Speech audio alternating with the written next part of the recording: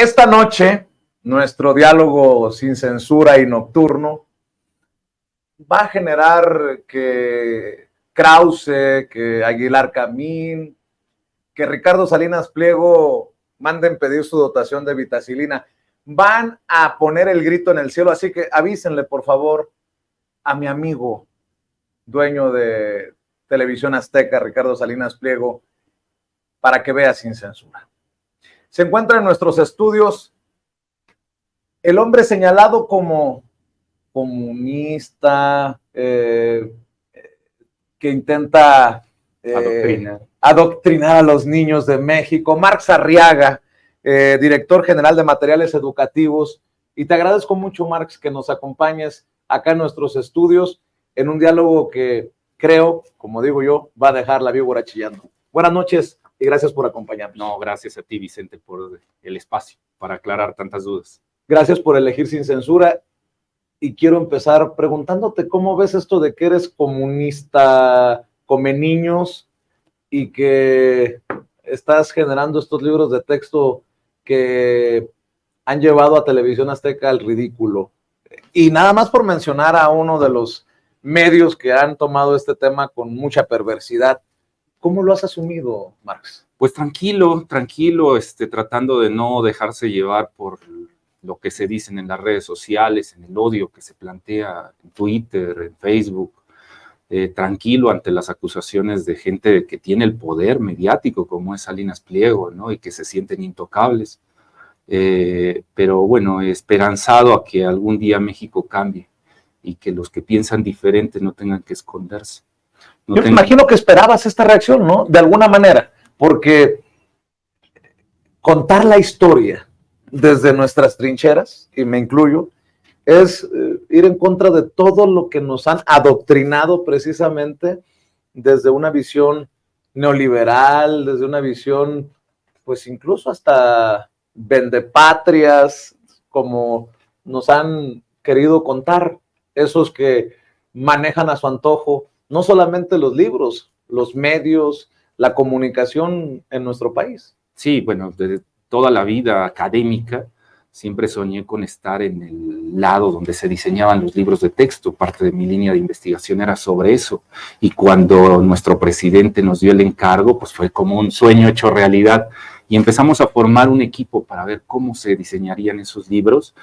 Y sí, esperábamos que las críticas serían fuertes porque sabíamos que el mercado había cooptado los libros de texto, lo habían convertido en un negocio. También sabíamos que la derecha, los poderes mediáticos habían metido sus agendas progresistas para vender ciertos productos, para acomodarse, hacer lobby con el sector educativo, y sabíamos que eso iba a doler, pero nunca imaginamos que tanto. O sea, primero creíamos que sería unas cuantas notas, que tal vez tendríamos unas cuantas amenazas, pero sí ha sido un ataque desde el primer día que trabajamos. No sé si recordarás cuando sacamos nuestra primera convocatoria y nos acusaron de que estábamos lucrando con los ilustradores de este país y que no les queríamos pagar, y después nos acusaron de que estábamos haciendo los libros de manera express, que las asambleas no eran reales, y ha sido un ataque de 2 años continuo, donde aquí agradezco a los compañeros de la Dirección General de Materiales Educativos que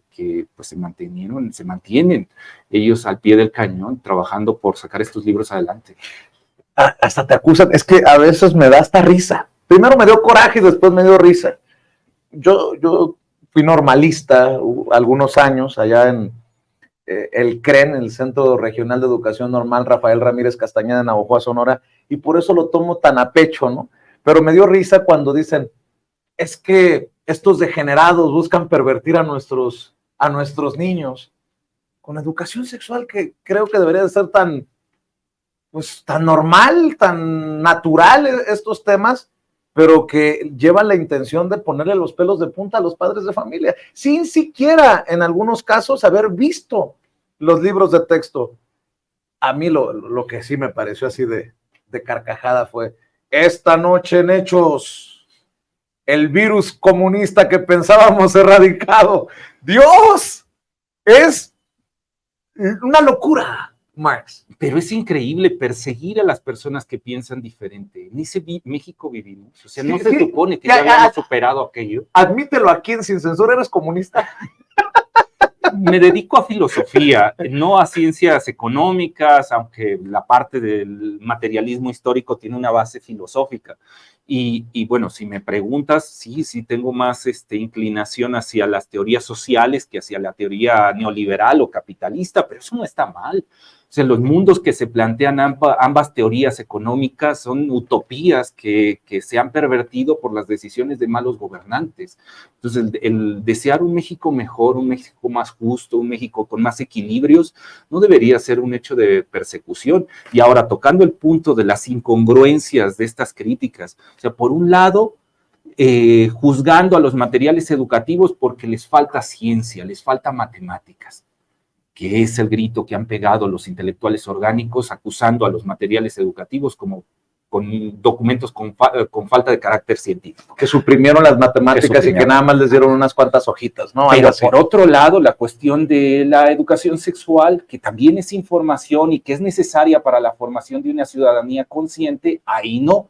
Ahí esa información sobra. Y ya no nos metamos con temas clave como es la memoria histórica, como son las persecuciones que ha hecho el Estado, la violencia de Estado. Esos temas se deben de poner debajo del tapete, no se deben de tocar en la educación, mientras que esto otro sí. Entonces lo que vemos atrás son un montón de incongruencias de intelectuales que por años se habían ellos colocado como los gurús, como las cabezas de las políticas públicas en cuestión educativa y cultural, y que hoy al quedar relegados y al ser ahora morenos, gente que viene de normales, gente que ha estado toda su vida dando clases, son los que han alzado la voz y que han hecho el plan de estudios, los programas y ahora los libros de texto, ellos están dolidos. Yo recuerdo, ¿a quién te refieres? Yo recuerdo alguna vez, te platico una anécdota de alto nivel, funcionarios de alto nivel al interior de la Secretaría de Educación Pública. Ha sido muy duro para ambas secretarias tratar de limpiar a esa institución. Refiero a los dos periodos que me tocó Delfina Gómez y Leticia ahora Ramírez. La maestra Leticia. Un funcionario de alto nivel decir en una mesa donde estábamos ahí, varios funcionarios, decir, de los maestros frente a grupo, puedes obtener marchas, puedes obtener acusaciones, puedes obtener paros, pero una idea sobre pedagogía, una idea sobre filosofía en la educación, no la vas a conseguir. Ese era el criterio que se tenía. O sea, había mexicanos de primero y de segundo lugar. Los mexicanos de primero que se habían educado en universidades en el extranjero, eso sí debían de marcar el rumbo de la educación, que se habían formado en Chicago, que habían emigrado las teorías económicas hacia Latinoamérica para convertirlo en el semillero de mano de obra barata para las transnacionales. Eso sí debían de tomar la cabeza para marcar el rumbo de la educación. Pero los mexicanos morenos que se habían educado en una normal, en la educación pública, no, esos solo eran obreros de la educación que dieran sus clasecillas, pero de ahí no iba a salir ninguna teoría sobre cómo debía de ser la praxis educativa en México. Entonces, yo me siento muy contento de que con esto dimos un golpe en la mesa y demostramos que los maestros que hemos estado frente a grupo toda la vida, también podemos entrar en la gran discusión sobre cuáles son los rumbos, para qué vamos a la escuela, por qué se instala una escuela pública, por qué no se debería instalar una escuela privada, por qué la educación debería ser democrática hacia toda la sociedad y no solo para aquellos que se la pueden costear. Marx, hablas de dolidos. No quiero asumir cosas que no son, pero me imagino que los dolidos son aquellos que les vendían revistas al gobierno. Creo que se apellida uno Krause y otro Aguilar Camín. ¿Esos están en la lista de dolidos? Sí, sin duda están en la lista, el Grupo Vuelta, pero más allá, estaba cooptada la secretaría y en algunos momentos sigue cooptada, porque como te repito, las compañeras han hecho un gran trabajo, ambas secretarias, por tratar de generar un nuevo modelo educativo, pero la institución se resiste al gran cambio y ha sido cooptado por intelectuales que controlan cierta parte de la UNAM, cierta parte del Colegio de México, cierta parte de la UAM, cierta parte de la pedagógica, cierta parte del normalismo, y que eran los que anteriormente, a través de sus grupos de investigación, sus cuerpos académicos, bajaban los recursos del Estado para formar estas dinámicas donde utilizaban a la educación o la cultura para legitimar las decisiones que tomaban la gente que tenía el poder, los políticos. Entonces había una cuestión de coalición, de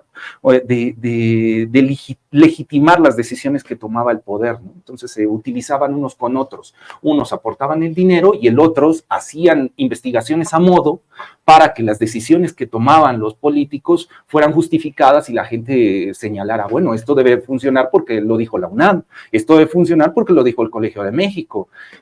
Marx, detrás de los ataques contra ti directamente, bueno, y después Ricardo Salinas Pliego agarró hasta contra nosotros y una serie de comunicadores por defender esto, que son los libros de texto gratuitos. Está el cochino dinero. Sí, sin duda. O sea, no hay de otra. Es más, ni siquiera hay la ideología, la lucha de ideologías. Bueno, fue. Es el dinero, el cochino dinero. Son los que le vendían las revistas al gobierno, en el caso del Grupo Nexos y del Grupo Vuelta, Aguilar Camín y Krause, y las casas que imprimían esos libros, que es lo que le duele, tengo entendido, a Ricardo Salinas Pliego. ¿De qué estamos hablando, Marx? ¿De cuánto dinero estamos hablando para que la gente... Un amigo me habló de Sonora y me decía, ¿ya viste los libros de texto para que no andes defendiendo lo indefendible? Le decía yo, ¿en serio?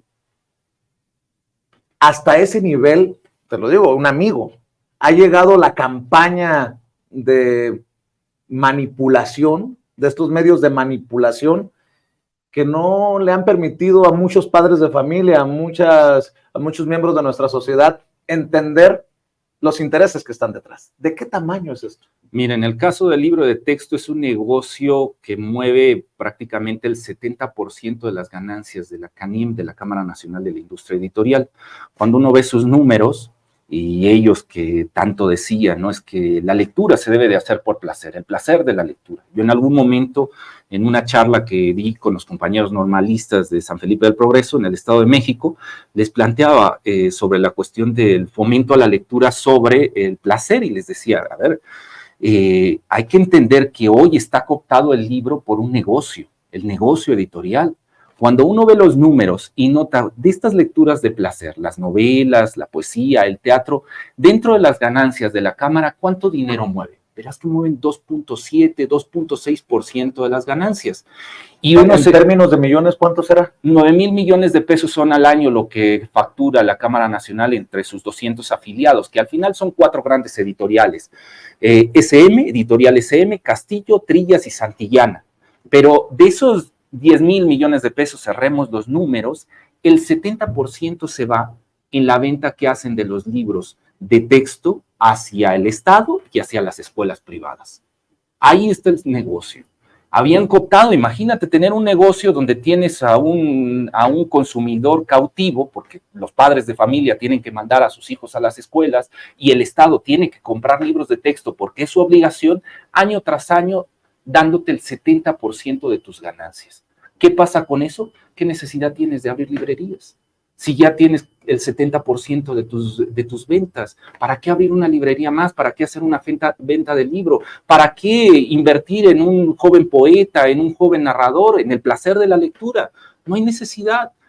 Tan solo es que convencer al Estado que año tras año firme el contrato que tocaba por los miles de millones que implicaba la venta de esos libros. De eso estamos hablando, de dinero. ¿Y bueno, por qué Salinas Pliego detrás de todo eso?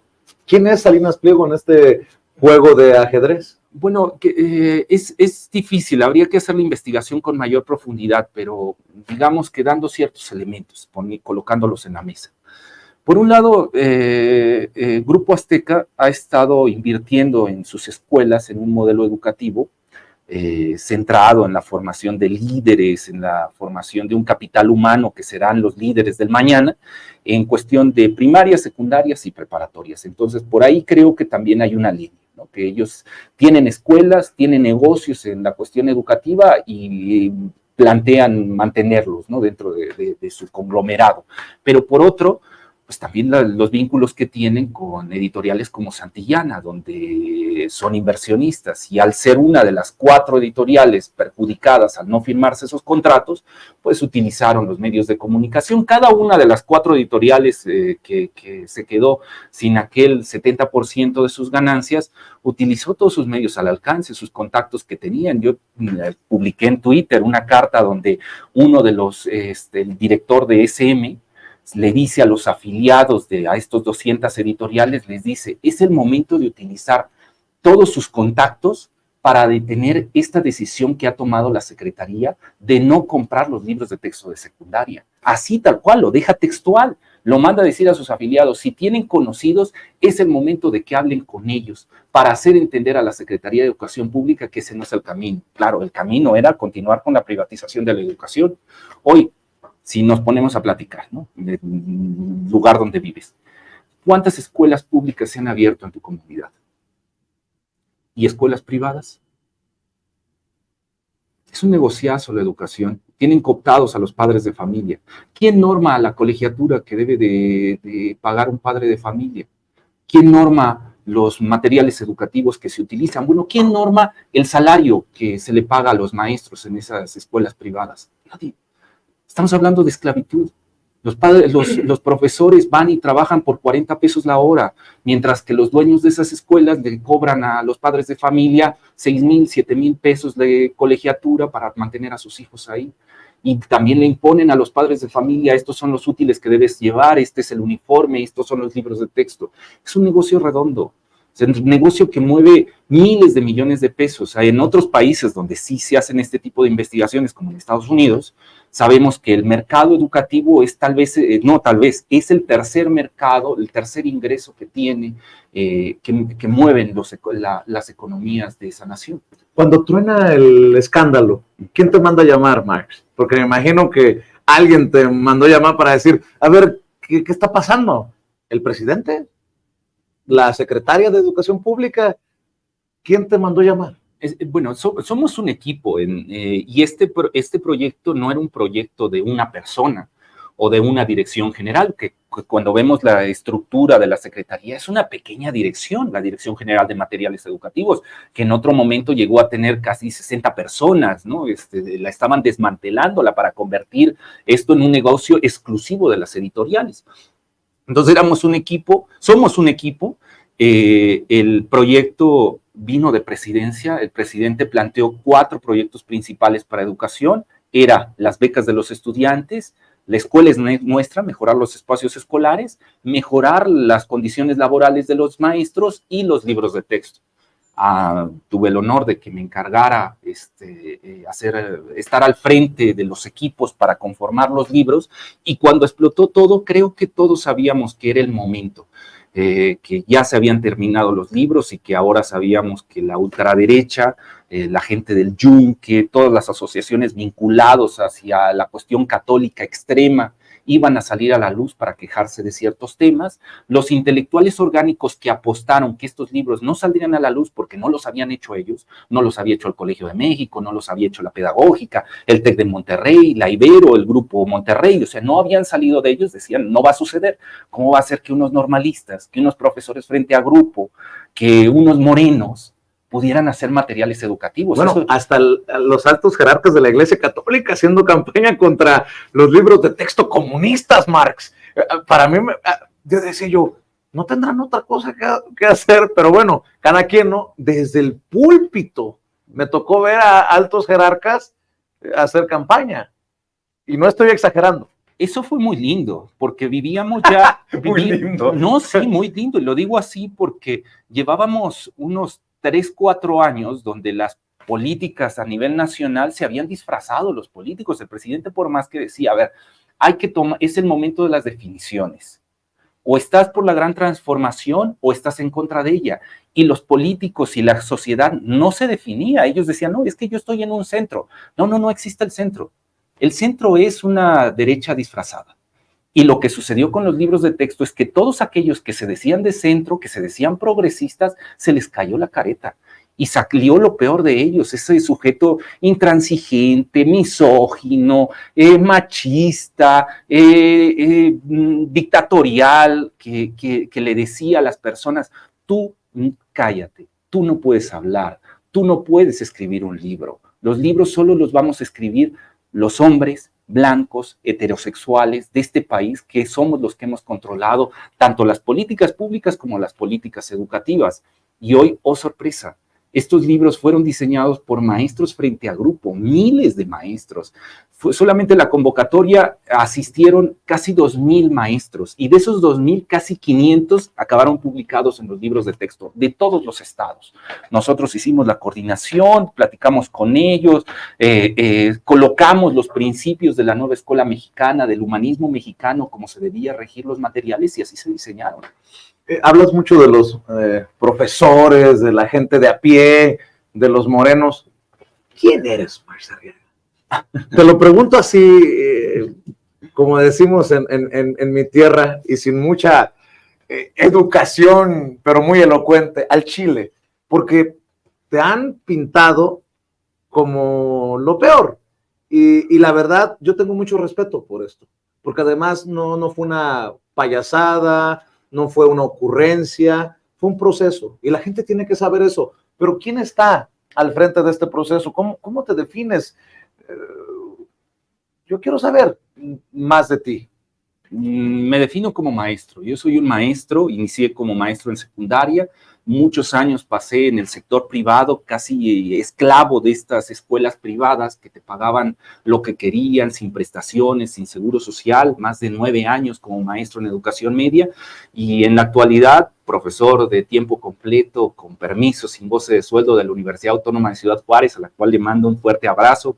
Mi casa ahora de estudio, Ciudad Juárez. ¿Eres del norte? ¿Eres de allá? No, yo soy texcocano. ¿Ah, sí? Soy texcocano. ¿Y terminaste allá en el norte? Terminé. Como nos pasa mucho, yo soy del norte y mira, terminé acá, o sea, andamos siempre buscando. Soy maestro, me preguntaban el otro día, ¿qué sigue de aquí? ¿Te vas a una diputación o a una senaduría? Nada, yo regreso a las clases. ¿Ah, sí? Yo regreso a mis salones a formar maestros.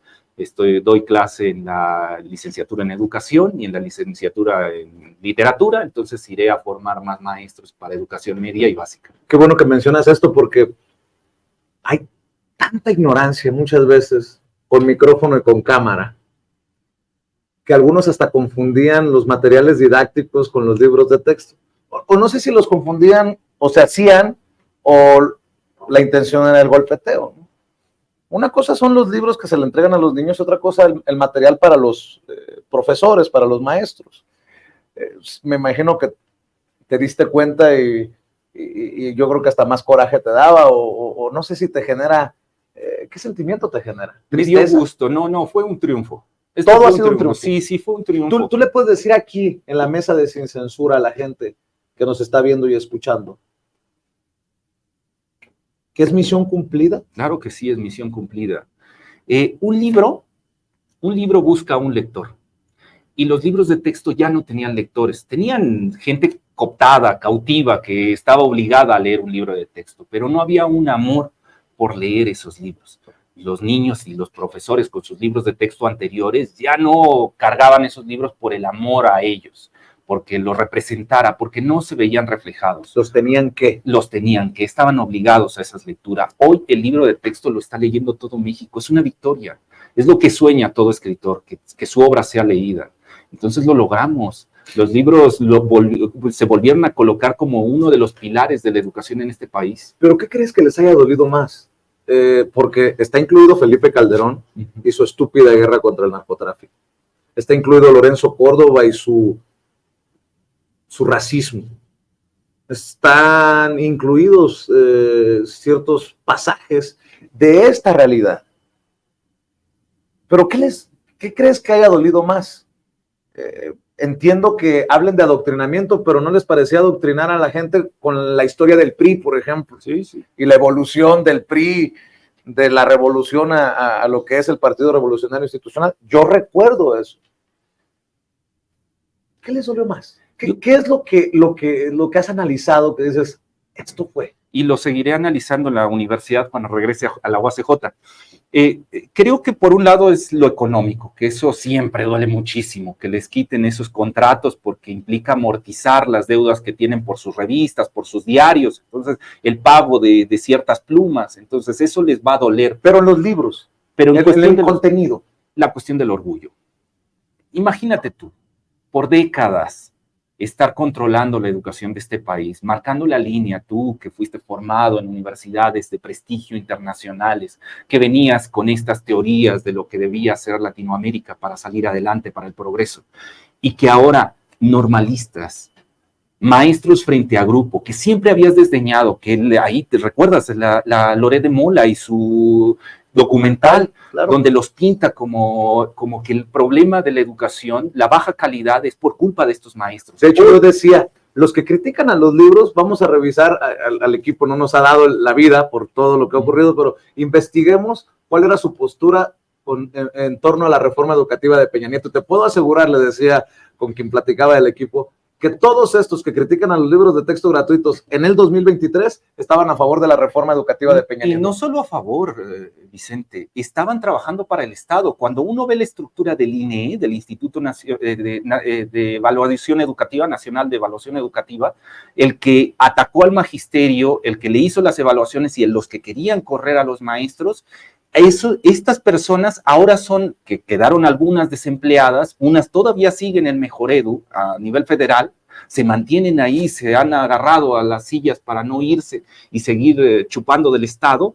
Bueno, pues estas personas son las que ahora más critican a los materiales educativos, son los que impulsaron la reforma de Peña Nieto, hoy son nuestros mayores críticos, porque vuelvo al punto, están dolidos del orgullo, nunca imaginaron que maestros frente a grupo, que normalistas serían capaces no solo de hacer los libros, sino de hacer los programas y el plan de estudio. Hoy la nueva escuela mexicana no se sostiene por intelectuales que fueron formados en el extranjero, se sostiene por maestros mexicanos que fueron educados en aulas mexicanas y que conocen el territorio, la comunidad, que conocen sus comunidades. Y eso les duele, porque es reconocer a los invisibles, a los desdeñados de este país, a los olvidados, a los que habían quedado en las cunetas de los caminos. Hoy esos que eran los que traías como tus sirvientes, hoy son los que están marcando el rumbo de la educación, una educación más democrática. De hecho, se toma en cuenta a nuestros pueblos originarios, sí. Me parece incluso algunos contenidos pues conmovedores que estén plasmados ahí. También entiendo que pues que se hace realidad aquello que nos decían para burlarse en algún momento de nosotros, que la historia era escrita por los vencedores. Pues sí, en el 2018 el pueblo venció y ahora esa es mi opinión, no es de Marx Arriaga, ahora se joden. El pueblo venció, el pueblo decidió, el pueblo rechazó y no lo han querido aceptar, rechazó todo lo que ellos han significado. Y bueno, es más profundo de lo que podemos pensar. Ahora subamos otro tema a la mesa, Vicente. No solo venció y no solo ahora diseña los materiales, no lo han querido plasmar, no han llegado hasta ahí a los análisis, pero ¿y cómo eran los libros antes?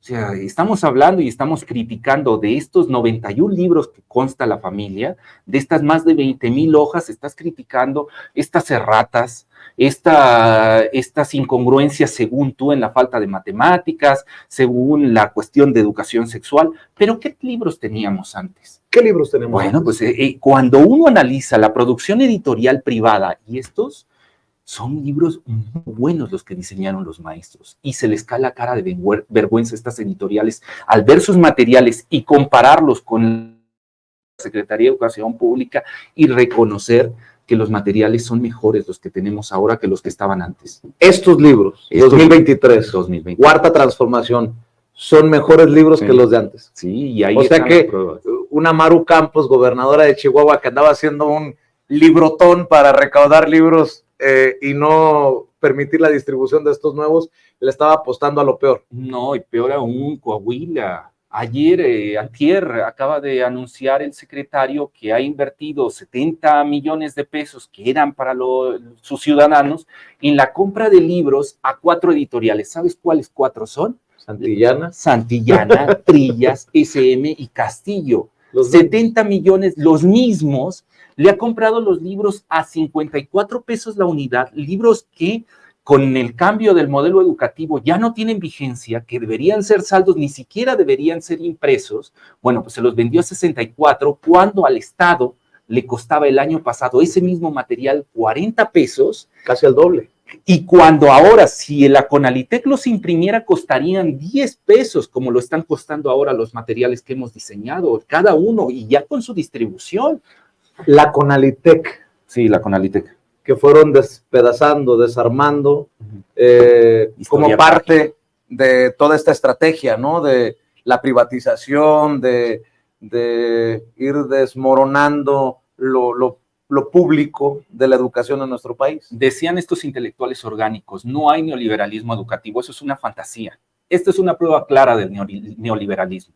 Le quitas al Estado la posibilidad de la producción de sus libros. Te metes a la Conalitec, metes a funcionarios corruptos de la Conalitec, porque también esto es corrupción. El no emplear el presupuesto para mantener las maquinarias que estaban ahí y hacer que la producción, que en algún momento estuvo en un 60% de los materiales de educación básica, reducirla a un 2.7% en lo que se encuentra ahora, es decir, toda la producción que hace la Conalitec, solo el 2.7% se hace con su maquinaria. ¿Por qué? Porque por décadas fueron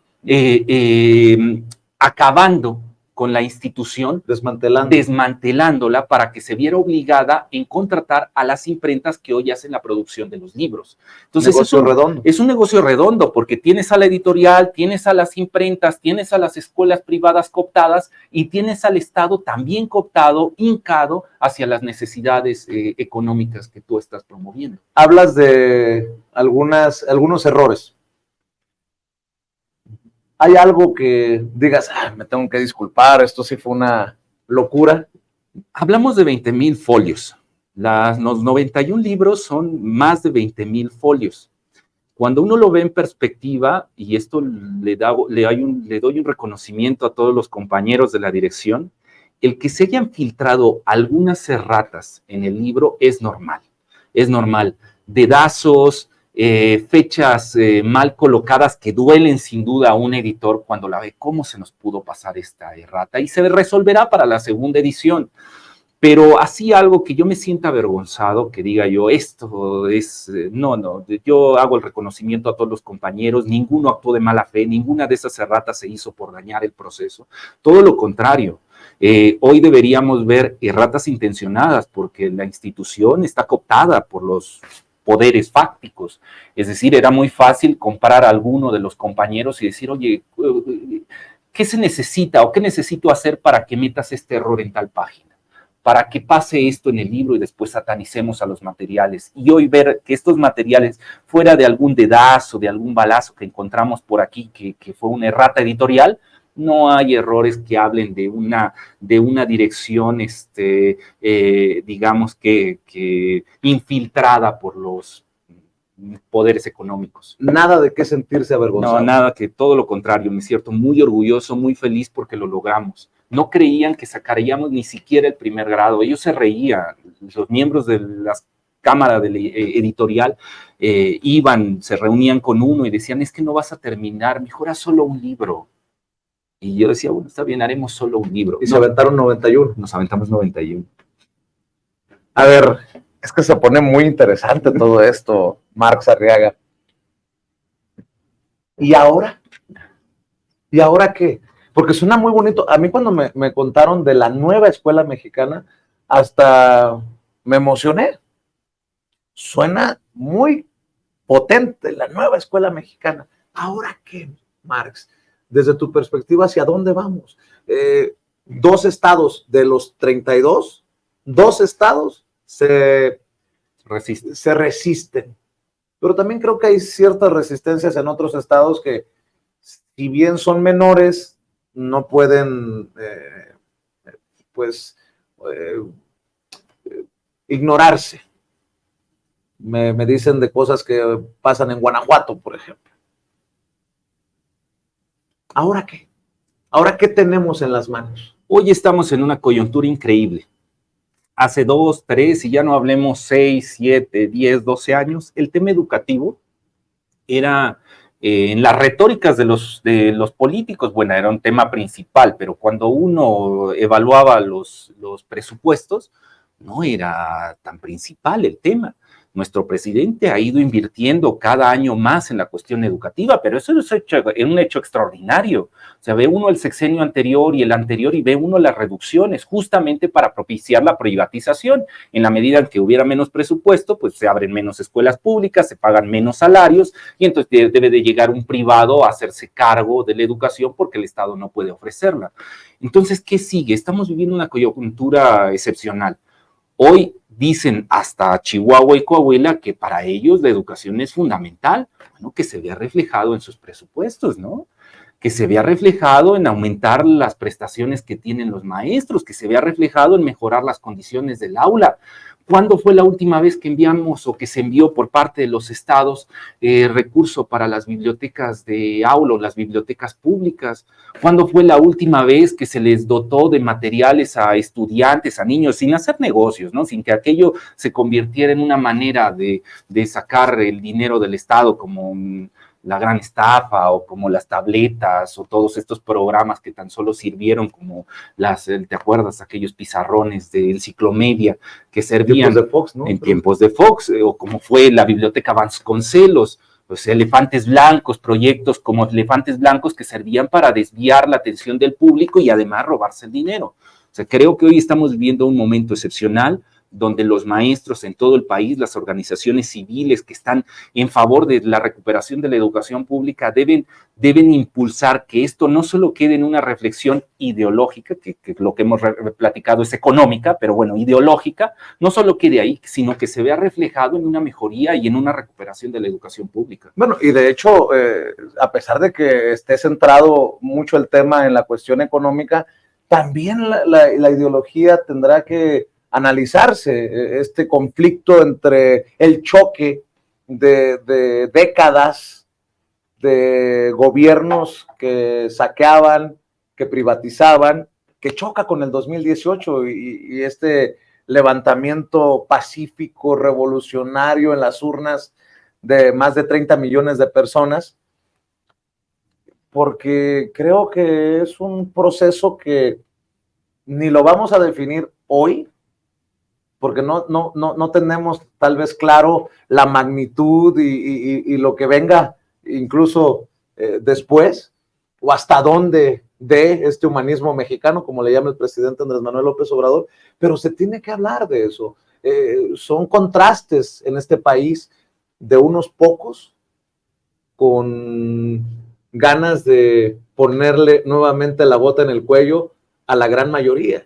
Y la gran mayoría hoy está a favor del presidente Andrés Manuel López Obrador y su gobierno. Aprueba su gestión y por ende aprueba mucho de esto que estamos platicando en beneficio de los vulnerables, de los niños, en el caso de la educación, de los jóvenes, que me parece son temas que no se abordan siquiera en las mesas de diálogo de los grandes medios de comunicación, y para mí es un deleite que lo hagas aquí, que ahora sí que maestro Marx Arriaga se suelte la greña, como decimos en el norte aquí.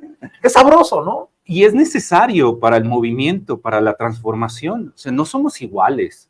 No somos iguales y hay algunos que se llenan la boca de decir, no, es que los programas sociales, el apoyo a adultos mayores, eso vino de Vicente Fox. Y lo dicen y quieren dar hasta pruebas de que eso fue así. No somos iguales. Y no solamente porque se hagan programas sociales, sino porque nuestros principios son diferentes. Y cuando te encuentras una persona que se dice del centro, dice, bueno, es que yo no estoy ni a favor de la derecha ni de la izquierda, yo estoy en el centro y puedo dialogar con todos. No, espérese. Esto no se trata de dialogar y de sentarse a negociar principios. Los principios no se negocian. Para muchos de estos políticos es, miren, aquí están mis principios, pero si no les gustan, aquí tengo otros para cambiárselos. No, así no puede ser la política. Se tienen que definir y tenemos que hablar de cuáles son los principios del movimiento. Cuando hacemos un programa social como los libros de texto, Y estamos hablando desde el humanismo mexicano de dignificar a las personas, no manejar a los estudiantes como si fuera una matrícula, como si fuera un número dentro de una maquila, como un sujeto que puede ser reemplazado por otro en la medida en que tenga más habilidades, sino hablamos de la dignificación de la persona. Atrás hay principios. Y estos principios sin duda chocan con los principios de la derecha, que sí ve a las personas como si fueran una herramienta, un producto, y que va a utilizar a esa herramienta para generar un beneficio económico. Los programas que maneja el presidente no tienen la finalidad de eso. Él se centra en una cuestión de humanismo mexicano, entendido como la dignificación de las personas, no de los individuos, en donde hay un reconocimiento de las necesidades de la comunidad, con un principio básico, Vicente. Yo no puedo estar bien si los demás están mal. Si no entendemos eso, si no entendemos que la comunidad se construye bajo el elemento clave del beneficio común, entonces estamos hablando de un individualismo rapaz, de un capitalismo rapaz, de un neoliberalismo que está dispuesto a hacer cualquier cosa para mantener los negocios como estaban. Te pido que mantengamos limitado lo de comunidad, porque luego nos van a decir que ya nos convertimos en un programa comunista. Ya ves que es lo que han criticado de los contenidos. A ver, ¿a ti te presionaron para que renunciaras? Hubo presiones, pues, para no sonar tan abrupto con mi pregunta.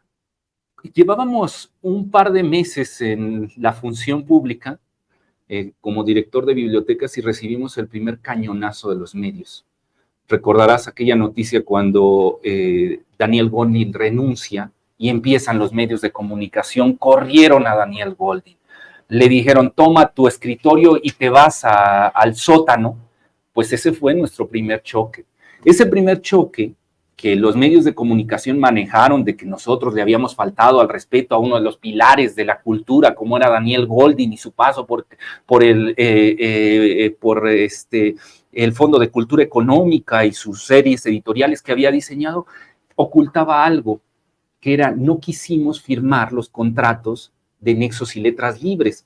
Año tras año llevaban colocando 7,000, casi 8,000, 7,864 revistas en las bibliotecas públicas mes con mes. Cuando no firmamos el contrato, llega la primera amenaza y llega con los medios de comunicación y de ahí no han parado. Han dicho que nosotros somos machistas, que estamos en contra de las mujeres, han dicho que estamos en contra de la lectura por placer, que estamos en contra de los buenos valores de la familia, ahora que somos comunistas, que queremos pervertir, que somos hipersexuales. Entonces sí, sin duda, todos los días recibo amenazas y solicitudes de que renuncie porque no sé hacer las cosas, no sabemos hacer las cosas, necesitamos colocar aquí a un empresario, a un sujeto que le guste sentarse en las mesas de los ricos, comer con ellos, cenar con ellos y acabar con complicidades entre ellos. Entonces, pues sí podría decirte que sí recibimos amenazas, pero siempre estuvo el presidente atrás de nosotros diciendo, hay que seguir adelante, compañeros, la transformación no se puede detener con amenazas. Entonces, nosotros tenemos principios y debemos de continuar con esta transformación. Y yo sí asumo como amenazas algunas de Ricardo Salinas Pliego. Hay una donde nos llama hijos de puta, a ti, a mí, a otros compañeros, incluso comunicadores independientes, y nos dice que va a usar todo, básicamente para aniquilarnos. Yo no sé hasta dónde significa ese de va a usar todo contra ti, contra mí, pero yo sí asumo esto que no puede tomarse a la ligera. Dices que te han amenazado, claro que ha de haber presiones, pero todo tiene un límite, ¿o no? Es un debate que a veces he tenido en la mañanera con el presidente, porque me dice, prohibido prohibir, y dice que prefiere los excesos muchas veces a la censura. Puta, pero es una cosa es hablarlo desde el puesto más importante del país y otra es estar aguantando a estos, ¿no? Pero Vicente, hay gente que pasa por esta vida y pues no tiene la suerte que nosotros tenemos de poder dar la vida por principios. O sea, lleva su vida monótona, en un trabajo monótono, con una familia, con responsabilidades, donde los sueños se fueron olvidando por este sistema que no lo dejó progresar, que le generó 1000 techos de cristal y no pudo salir adelante. No hubo esa movilidad social que tanto le anunciaban, que si seguía sus estudios o si conseguía un mejor trabajo. Pocos tuvimos la suerte de mantener los principios, de luchar por ellos, de estar trabajando con los principios puestos en la mesa, y si el día de mañana esto nos cuesta la vida, encantados. O sea, eso lo leíamos en la universidad, lo leíamos en las normales. ¿Cuántos de los líderes sociales dieron la lucha, dieron la vida por una causa, por una idea? Y que hoy estemos en este lugar, tú con tus principios, yo con mis principios, y saber que esos principios son irrenunciables, que no se trata de que aquí están mis principios, pero si no te gustan, te los cambio por otros que tengo aquí en el bolsillo. Fíjate qué interesante, porque increíble. El presidente también nos ha llevado a muchos a entender lo que tal vez no entendíamos hace años, y asumir esto de o estás o no estás, en tiempos de definiciones. Y por ejemplo, desde estas trincheras, pues serán humildes, serán pequeñas en comparación a las grandes corporaciones de comunicación, pero que de alguna manera conecta con la gente de a pie, que es a lo que a mí me importa. Y que nos llamen periodistas militantes, no me importa, porque al final el pueblo entiende que no podemos desde estos espacios motivar o provocar que regresemos 2 pasos hacia atrás a lo que sabemos que tanto daño nos hizo. Para nosotros en los medios de comunicación también es en ocasiones hasta abrumador esto de lo que estamos viviendo. Y creo que para bien en el país esta transformación, que tampoco es fácil. No está siendo fácil, porque la corrupción en las instituciones es profunda. O sea, hay que ser sinceros. O sea, ojalá que la transformación hubiera sido llegar y que todos los funcionarios que tenían otro tipo de principios, que habían sido cooptados por los intereses económicos, se hubieran hecho a un lado al asumir que habían perdido sus partidos políticos y hubieran dejado que la 4T operara. No, pero no lo quisieron hacer. Se aferraron cada uno a su silla y entonces hubo que operar a contracorriente con una institución que no fue diseñada para hacer este tipo de proyectos. Entonces, una institución, como lo platicamos, que había sido desmantelada para imprimir sus libros, la Conalitec, una institución que el área editorial se había reducido a 60, 70 personas, donde solo había un editor. Una institución que ya no tenía procedimientos para hacer los libros, sino para comprárselos a las editoriales. Entonces, iniciar un cambio administrativo para generar un proyecto diferente, donde sea la población, el pueblo bueno, aunque les duela, el pueblo, la calle, la gente que tiene ideales, la gente que cree en la justicia, en la democracia, la que participara en sostener los proyectos, pues ha sido muy difícil, porque encuentras una regla que dice esto no se puede hacer, esta otra tampoco, esto otro tampoco, y tienes un funcionario que te dice, si haces esto, usurpación de funciones, si haces esto, ilegalidad, si haces esto otro, usurpación de funciones, y tienes que estar ahí malabareando entre la administración pública para poder sacar los proyectos. Déjame preguntarte esto así. ¿Todavía hay corrupción en estas trincheras? ¿Todavía hay gente que no le apuesta a la cuarta transformación? Sin duda, sin duda. Y si entendemos esta corrupción, o sea, no te voy a dar evidencias de que esta persona se llevó 10 millones de pesos, porque tontos no son. O sea, no dejan las evidencias. Son corruptos, no pendejos. Sí, entonces, pero también es corrupción el ver que hay una indicación presidencial, que hay un proyecto de nación y que tú estás obstruyendo el que se desarrolle ese proyecto. Eso también implica corrupción, porque tú estás trabajando para un gobierno que ha planteado a través de su programa nacional cuáles son los objetivos que se van a tener y ha hecho un presupuesto para desarrollar esos objetivos. Y cuando un funcionario público, por tener otros ideales, por responder a otras necesidades, pone un obstáculo, ahí también ya tenemos un hecho de corrupción, porque algo que debía hacerse en un ejercicio, o sea, se debía ejercer el recurso de tal manera, ya sea económico o ya sea laboral, ya sea de las personas, de las instituciones, se detuvo porque un funcionario obstaculizó, porque no cree en el proyecto. Bueno, eso también es corrupción. Y estamos llenos en las instituciones de funcionarios que van, se sientan, de burocracia, que ejercen el poder a través de sus escritorios, que van, se sientan y que están obstaculizando un día sí y otro también la gran transformación del país. Yo creo que llegará también un momento en el que se defina si estos gobernadores de Chihuahua y Coahuila están atentando contra El artículo tercero, sí. Contra los derechos fundamentales de los niños y adolescentes en esta situación, en este diferendo que tienen, esta confrontación por los libros de texto gratuitos.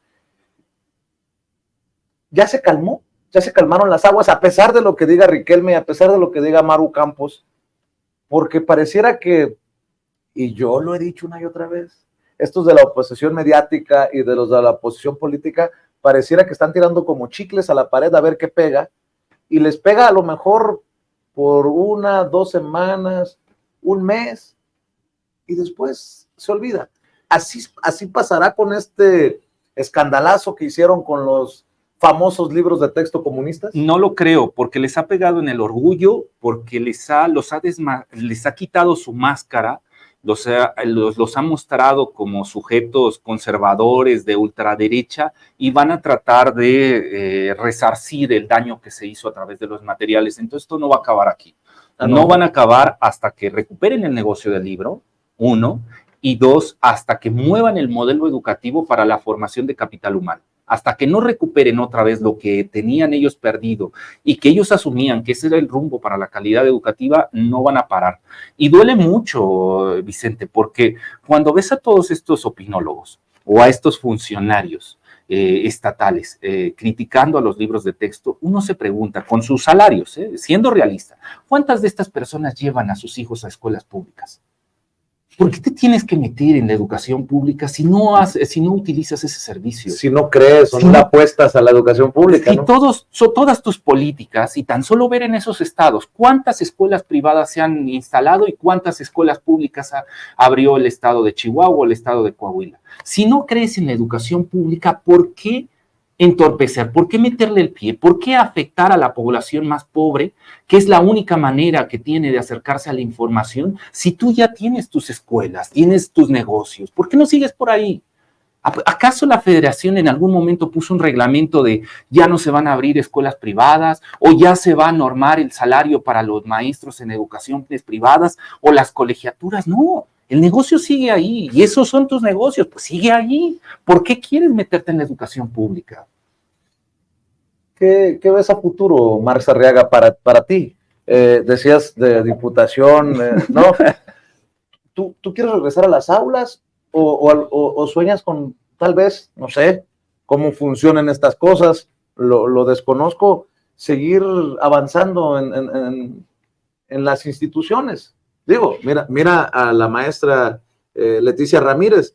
Yo siempre he reconocido su trabajo en una oficina muy difícil que es la de atención ciudadana, y parecía hormiguita, y yo siempre se lo reconocí y le mando un saludo. Por cierto, tengo mucho que no la saludo a la maestra Leticia Ramírez, pero terminó como secretaria de Educación Pública. La propia maestra Delfina Gómez, algo que es romper con todo, ¿no? No tener aún estudiado en Harvard o en Yale, y apostarle a una maestra, como dice, ella me dice, me tratan de maestrita, pues a mucho orgullo. ¿Qué sigue para ti, Marx? Y lo siguen intentando ambas. Aquí también un saludo y un reconocimiento, porque lo más fácil para ellas era mirar hacia otro lado, obligar a las unidades a que firmaran esos contratos y no meterse en problemas. Es decir, bueno, no se puede la gran transformación, daremos mejorales, pondremos un parche. ¿Qué sigue para mí? Yo estoy encantado con la 4T, creo en el presidente, Me ilusiona cada que lo veo en las mañaneras hablando del humanismo mexicano, recordando la memoria histórica, el trabajo que hizo la doctora Beatriz Gutiérrez Müller con memoria histórica. Son proyectos que me tienen fascinado. Los fandangos para la lectura, que me ha tocado estar en un par, y a mí también me emociona. Y también un saludo a una de las mujeres más atacadas por estos desgraciados, como la doctora Beatriz Gutiérrez Müller. Y que era fundamental. No podíamos construir una transformación sin un reconocimiento de la memoria histórica, de dónde venimos, cuáles son los vicios, los abusos que hubo en el pasado. Ese proyecto de hacer que la lectura sea una política de Estado, más la recuperación de memoria histórica, ha sido fundamental. Los libros de texto hoy no se entenderían sin la estrategia de memoria histórica. Entonces yo estoy encantado, y si ambos creen que mi momento terminó y que ya cumplí con la 4T, yo encantado regreso a mis aulas en la UACJ, en aquel desierto con mis estudiantes, que eso me llena de mucho gusto. Y si quieren que lo siga apoyando ahora haciendo los libros de inglés o los libros de... ¿Qué? A ver. ¿Qué?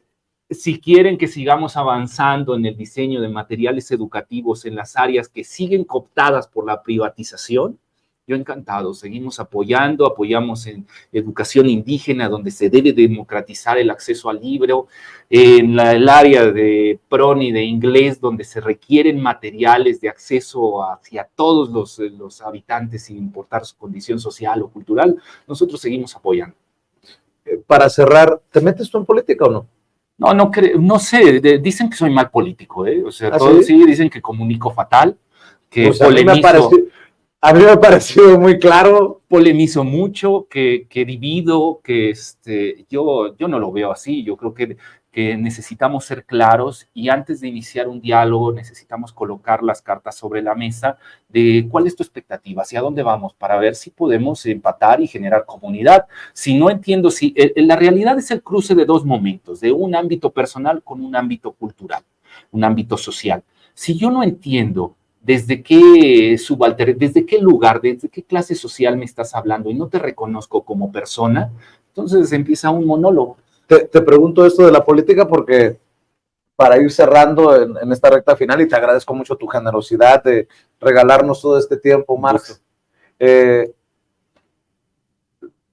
para que lo entienda la gente también desde tu trinchera educativa. Si le permitimos el regreso a los que giran hacia la derecha, vamos a regresar, vamos a dar pasos hacia atrás. Sin duda. Y pareciera que ahí vamos, pasito a pasito, en el reconocimiento de los vulnerables, de los que hasta hace poco habían sido olvidados, de nuestras comunidades indígenas, de asumirnos con orgullo como mexicanos. Recuerdo otra de las estupideces.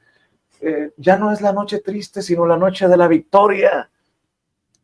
Y no es así. Pues sí. Para nuestros pueblos originarios. Claro que sí. Ahora resulta que me salieron muy ibéricos, muy españoles algunos comunicadores. Recuerdo a Mónica Garza, indignadísima, de las huestes de Ricardo Salinas Pliego. Pero también eso es muy político. Y te lo pregunto porque la gente el próximo año tendrá que decidir si continuamos por este camino o regresamos. Y yo espero que para atrás ni para agarrar impulso. Ojalá, tú sabes, y estamos en un lugar que es una prueba de ello. El construir es una tarea titánica, pero destruir en 15 minutos. Si ponen a un funcionario sin principios, sin escrúpulos, que se siente a negociar una vez más con las editoriales, una vez más con aquellos que han cooptado la educación y la han convertido en un negocio, en 5 minutos vuelven los libros de texto a ser un negocio por parte de las privadas. Entonces, ojalá que los maestros, que las asociaciones civiles, que los sindicatos vean que esto fue una conquista social. El libro de texto hoy ya no es un negocio. Hoy es un espacio de reflexión pedagógica, es un espacio magisterial, y que el maestro debe defender ese espacio. Y si toca llegar hasta las últimas consecuencias, pues ni un paso atrás.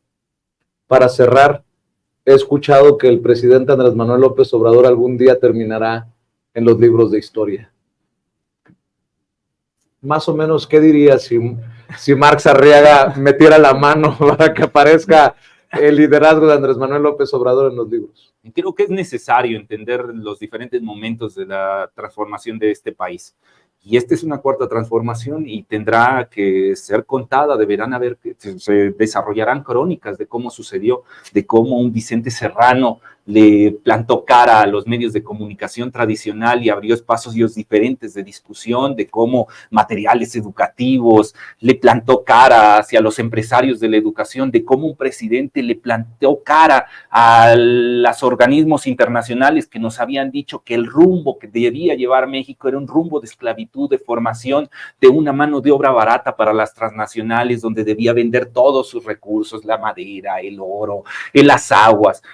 Todo eso deberá ser contado y ojalá que algún día estén los libros de texto y que mis hijos, cuando estén en la primaria, cuando estén en la secundaria, lo puedan estudiar y que vean que la lucha, aunque fue pacífica, fue una lucha cruenta, porque todos los días los ataques, el odio, estaba ahí y que tú sabes muy bien que sin duda una bala acaba con una vida, pero el estar a través de redes sociales con un odio constante a las personas también acaba con el espíritu de ellas. O sea, y es lo que intentan hacer con nosotros. No lo permitas, no lo permitas. ¿No te ha mermado?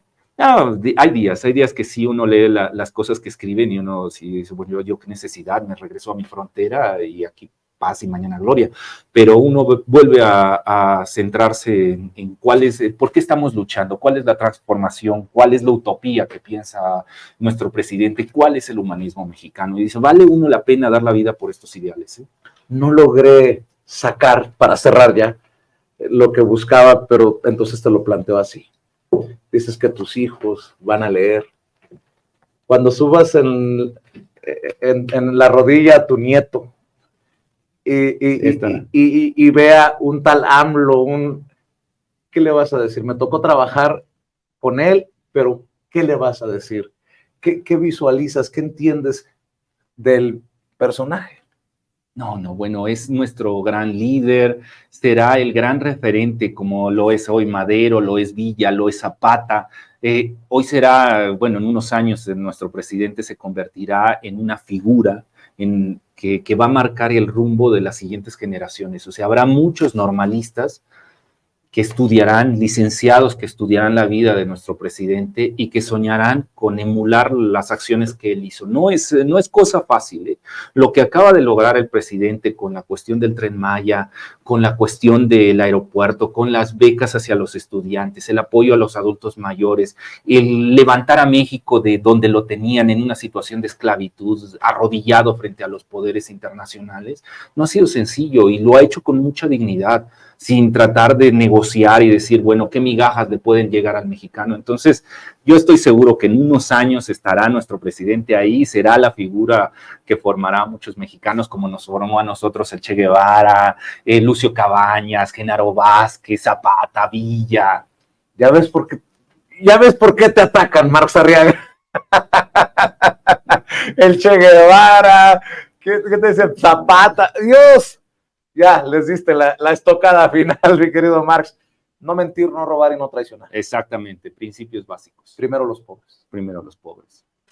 Marx, gracias por la confianza, gracias por compartir, pero sobre todo, gracias por ser congruente con tus convicciones y aguanta que aquí estamos desde la trinchera, los que sabemos un poquito, ¿no? Y que no nos atrevemos nada más a opinar a lo pendejo, que se ponga el saco a quien le quede.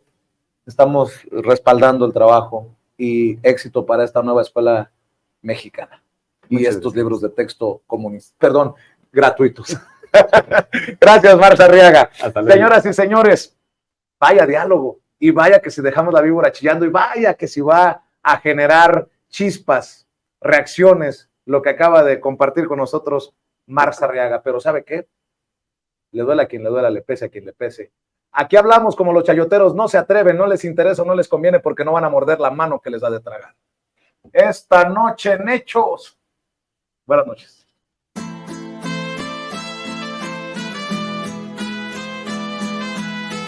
otra prensa que es luz y claridad en la noche oscura. Hay quien tiene remedio y hay medios sin cura. Hay una prensa que nutre la perfecta dictadura y le declaró una guerra abierta a la cultura. Hay otra prensa dispuesta a enfrentarse a esta locura, sincero, sin pero, sin miedo y sin censura.